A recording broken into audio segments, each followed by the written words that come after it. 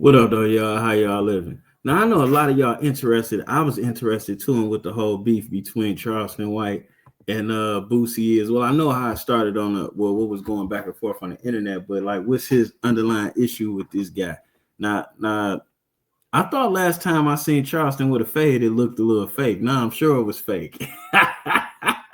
Now he on that celebrity whatnot. He done sold out a little bit. Are you selling out or you buying in? Let's see what he talking about here. Let's check it out. See if we can give a little research. Boosie just pled guilty and he's facing up to 15. God answered my prayers. Why? Because I prayed for him to be found guilty. Y'all don't remember? Remember? I prayed. No, I remember. I prayed. Because homie, listen. Let me get serious for a minute. Why you pray for this man to go to jail? Let me get serious for a minute. I love Boosie music. I love Boosie as an artist, but as an individual, as a person, I don't like Torrance Hatch. Torrance Hatch is disrespectful toward his mother. Torrance Hatch say, I don't talk to the police, I don't call the police, but he called. Yo, did Charleston White just admit that Boosie's the only character he like and hate the person? Called the police on his brother for stealing that $5 million. Mm-hmm. Went all the way through the court process, pressing charges. Come on, Boosie, there go your exception. I don't want to kill your brother. Okay, whatever rule you use, whatever reason you're using, you call the police, you press charges, right? And that street code, depending on how you standing on it, it do get a little hard to stick to, depending on how you standing on it. I mean, it's a little hard to stick to, period. But if you standing on it the wrong way, boy, it's gonna be impossible. Man, Boosie got a kid that's serving that's gonna die in prison, named Marlo Mike. And I want the world to Google Marlo Mike and look at the Marlo Mike story. Marlo Mike is y'all Woody, who y'all love so much, who mama died on. This kid is battle mental illness, so he's a little slower than Woody. He was subjected to violence and murder and death at a very early age. So grew up in a violent environment, like the dogs Michael Vick bred to fight and kill. He didn't come from love. He wasn't good in school. And so he grew up in Baton Rouge, another violent environment. So he come from a violent home, violent neighborhood, violent environment, and then get in touch with Boosie. And Boosie fund 9 murders for this kid. Now, a lot of people say, oh, he was already killing before Boosie. Okay, so what? Why not take him and bring him in for him not to kill? I mean, he make a good point. I don't know what to say about this. Being in the position to be a button pusher, I never push buttons. The times there was things that needed to happen around me, I either acted upon them myself or a senior member of my circle acted upon them himself when it started to arise. But going to send somebody for something has never been what I do. And some of these young Thundercats that don't have nothing else to offer, but they need something, they'll offer their whole self. And taking hats be a part of that offer. And all they want to do is just not be hurt no more, not be po no more, or not be here. That's it. And taking advantage of that in that way is some of the foulest shit you can do today. That's a fact. Because he look up to you. Who next, Boosie? We ain't killing no more. And niggas, what I want you to do. I'm gonna show you how to get your security license. You're gonna be my security guy. I'm gonna go get your gun license. I'm gonna put you in the military. We'll go learn. And the thing about that is that's the difference between a leader and a boss. You know, Boosie, the way he presents himself, he's a boss. I mean, you're telling people what to do, you paying people, you getting stuff done through people or whatever. But a leader gonna show you how to do it. A leader gonna make sure you doing it a better way. A leader gonna lead you in a manner of which to be your own leader or your own boss, depending on how you want to take that information. And that's the difference between a leader and a boss. I would see Boosie as more as a boss, than a leader. So if he was already killing for Boosie, okay, that's cool. When Boosie fund 9 murders just with him alone. They both get charged for 5 murders. This kid didn't get caught. They already had caught Boosie. They caught both of them. This kid just so happened to confess, but at first he wasn't confessing. Right. At first he was staying down. It's only so much sleep a 15-year-old kid can get after killing 9, 10, 11 people. I mean, it's only so much sleep anybody could get after putting in that much work. But I was listening to this, and then it made me go want to Google the Marlo Mike story. So we got the Marlo Mike story over here, and we are going to check that out to get a little more background information on this, because clearly Charleston is, he's obviously affected by this whole situation, and you can see he clearly about to get emotional.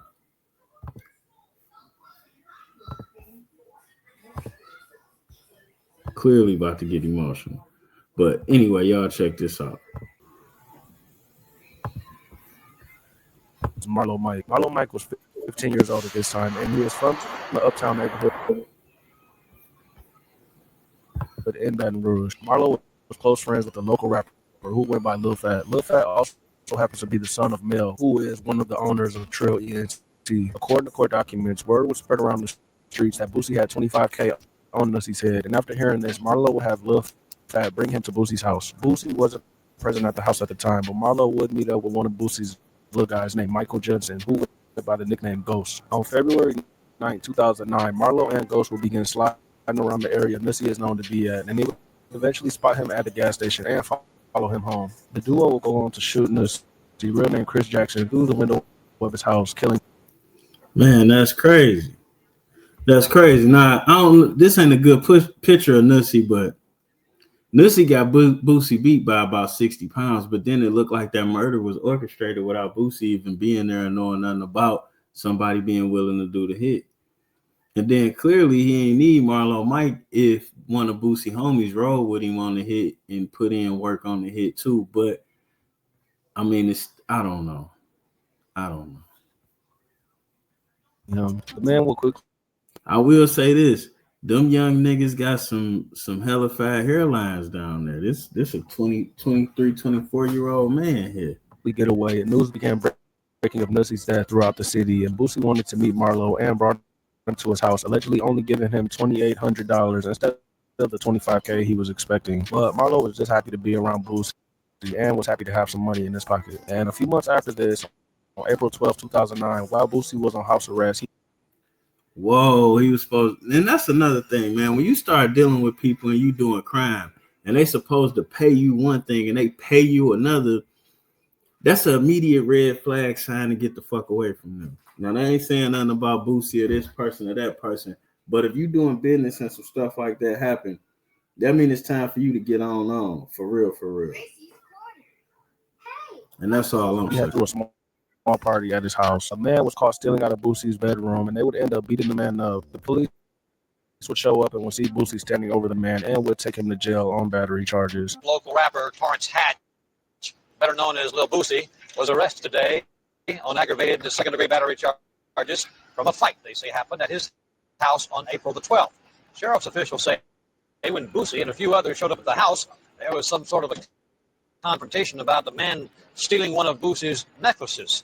We're told that's when a fight broke out, fist, and possibly even a But look, though, people shouldn't steal, but at the same time, you invite people in your house and they see you just got jewelry laying around, it's going to be impossible for them to not try to steal. Just impossible. So in these situations, you're kind of asking for it when you do shit like that. Police were used in the fight. One man was taken to the hospital with non-threatening injuries. The man they beat up went by the name of Marcus Thomas. Just 13 days later, on April 25th, Marlo and Ghost were sitting outside of Marcus's house. And when Marcus pulled up to his house, the duo would pull up right next to his car and begin opening fire into Marcus's car, killing him. Marlo quickly developed a reputation in the streets and became a known killer and was barely getting paid for it, which is crazy to think about. Boosie also has a daughter named Toriana, which he... This the crazy thing about that. Boosie be talking about all this stepping in the songs, but you had somebody else doing the hits and they ain't even get paid properly for them. That's crazy. That's real crazy. Yes, seen going back and forth with that they don't have a good relationship to this day. I'm taking out my wheel in the phone. You come and drive up. I'm a black fucking eye when I want you going to show hands on my eye. His child's mother is a woman named Rochelle Wagner. Man, that's all crazy. All crazy. Rochelle had an older stepbrother who was known for getting loud in the streets, and he had beat multiple murder charges. His name is Terry Boyd.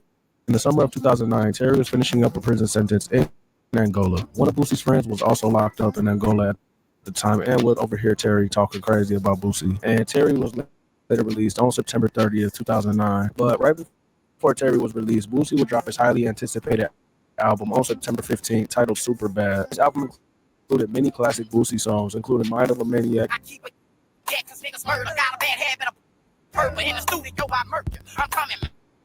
and Better Believe It.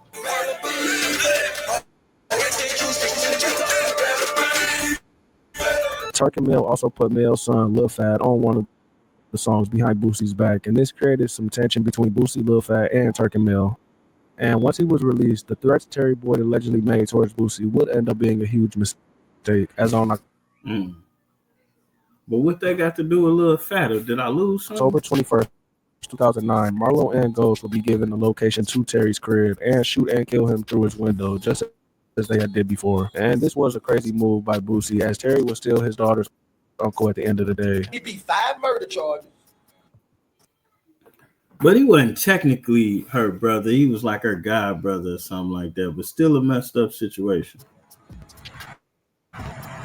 He was a known robber in this city. He beat his mama with a 2x4.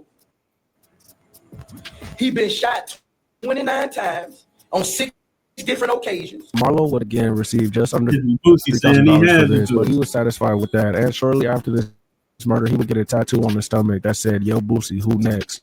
So apparently Mike has a tattoo that says, "Yo, Boosie, who next?" Yeah. Around the same time, on November 9, 2009, Boosie would release a song called Boss Man. This song is crazy when it told the backstory, as Boosie begins the song saying, "Them niggas did that for the boss man," and the chorus says, "Boosie, I got you."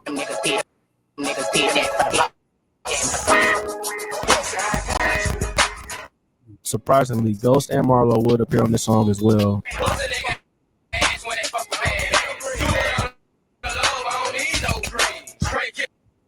But that's crazy though, because you ain't really getting paid, or is he piecing you off here and there?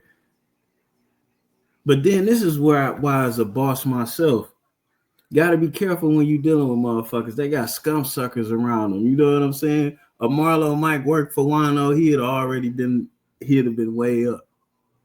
He'd have been way up. And he wouldn't even been doing that many hits. That's crazy. The top of the new year of 2010, Ghost, real name Michael Judson, will be killed by a masked gunman while celebrating the new year. Nobody would ever be arrested for this, and it's still not known who's responsible for this murder. And just a few months later, on April 1st, Marlo would be back spinning and would allegedly kill a man named Charles Matthews, as well as Daryl Milton, who went by Bleak. He is known to be a close friend of Boosie during his come up, and plenty rumors will begin spreading after this murder, as him and Boosie weren't seeing eye to eye at the time. More rumors will begin spreading that Boosie ordered the hit on the man who was sitting next to Bleak and had no intention on his friend dying, and this will be the downfall of Boosie and Marlo's relationship. It was like Bleak was set up. Man, that's crazy. And I didn't hear him rap about Bleak, but if they got proof that Marlo did confess to his murders, though. And that's the crazy thing, because we be building these guys up, and they ain't even about pulling hits or being gangster. It's like, man, if you didn't kill the people around you, what did that say about you? Like Marlo Mike sprayed the car up, and he knew he was in that car, and that was Boosie boy. And just a few months later, things will begin to get much worse, as Marlo will get arrested for aggravated assault and terrorizing charges after being involved in a fight. While in jail, Marlo would end up sitting down with detectives and telling them about every murder he committed with precise details, including how much Boosie paid him for each one. And following this, on June 17, 2010, police would raid Boosie's mansion and charge him with first-degree murder. And that's where it get crazy at, because whether they recant or not, that's a hard lie to tell. You're damn near for sure he was telling the truth. You know what I'm saying? Killing of Terry Boyd, who again was Boosie's baby mama's brother. Marlo Mike, 17 at the time, would obviously be indicted for this murder as well. And for now, both of the men will go on to fight the charges. And word began spreading that people close to Boosie were on to fight the charges. And word began spreading that people close to Boosie were reaching out to Marlo to convince him not to testify against Boosie. Baton Rouge Parish Grand Jury has indicted Torrance Hatch, otherwise known as Lil Boosie, on first-degree murder charges. Lil Boosie was indicted in the October 21st shooting death of Terry. Man, that's crazy. And then it's like, what is it worth? And just 2 years later, in May of 2012, Marlo would do just that and would get on the stand in Boosie's behalf, saying Boosie never told him to do anything and that he lied about his involvement. He then changed his story and said he did not kill Terry Boyd, and he says Mr. Hatch did not pay him to do so. Did he take the stand at all? Well, see, the problem with that be you be then confessed and you be and said things that only the person that did it would know. He took a stand on me. For me though. He got me indicted, but What do you mean he got you indicted? Explain. he got me indicted. He said, You did it. yeah. And then he changed his mind?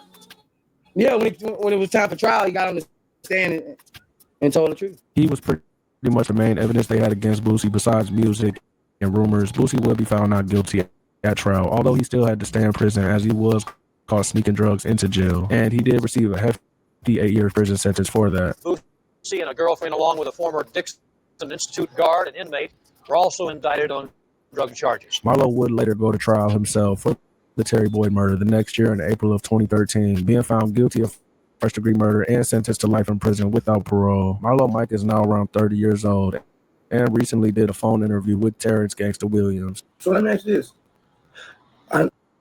And that's where things get messed up at. This young man that threw his whole life away trying to get some money for right then, right now. And I'm going to go ahead and keep it a bean pot with you young fellas. It's a whole lot easier just to get a job. You know what I'm saying? The money going to come slower. It's going to take longer, but you going to be here. And that's what matters. Not all this other bullshit that they make you think matter. And let me be honest with you. Somebody that'll send you out on a hit don't give a fuck about you. That's a fact. Now, if you volunteering for it, that means you give a fuck about them. But somebody just send you out there like that all these different times over some shit that ain't even about no money and you don't make no money, they don't give a damn about you. The kid ultimately confessed, agreed to testify against Boosie.